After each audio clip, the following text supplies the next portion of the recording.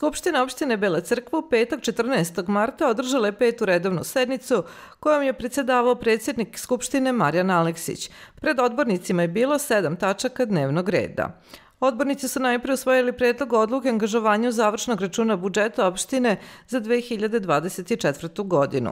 Nakon toga prešlo se na razmatranje predloga odluke izmenama i dopunama osnivačkog akta društveno javnog uslužnog preduzeća Belocrkvanska jezera i predlog izmene i dopune statuta društveno javnog uslužnog preduzeća Belocrkvanska jezera, a obrazloženje je dala sekretar Skupštine Jadranka Milosavljević.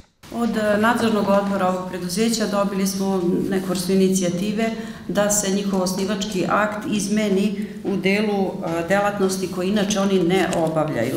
Znači koje su prosto bile višak, da tako kažemo, navedene u osnivačkom aktu, a vezano za to odmah i za sledeću tačku ako predsjednik dozvoli. Jer je ista stvar u pitanju, dakle, osnivački akt se menja i iste tačke se menjaju, odnosno brišu te delatnosti iz statuta preduzeća.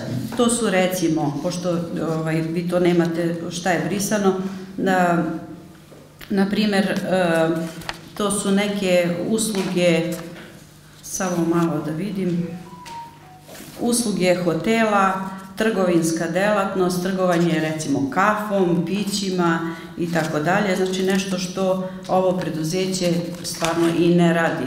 Također su izbačeni neki delovi, odnosno neke delatnosti koje opština radi i raspisuje nabavku, a ne rade to Belocrkvanska jezera.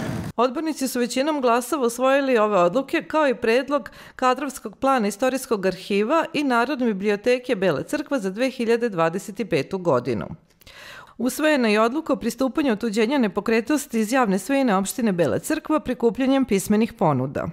U okviru izbora imenovanja usvojen izveštaj Komisije za kadrovska administrativna pitanja i radne odnose. Doneto je rešenje o razrešenju Aleksandre Kolarević zbog podnete ostavke i imenovanje Marijane Jurišić za v.d. direktora Centra za socijalni rad u Beloj Crkvi. Doneto je rešenje o davanju saglasnosti na imenovanje Renate Nišavić za v.d. direktora Ušće d.o.o. Bela Crkva.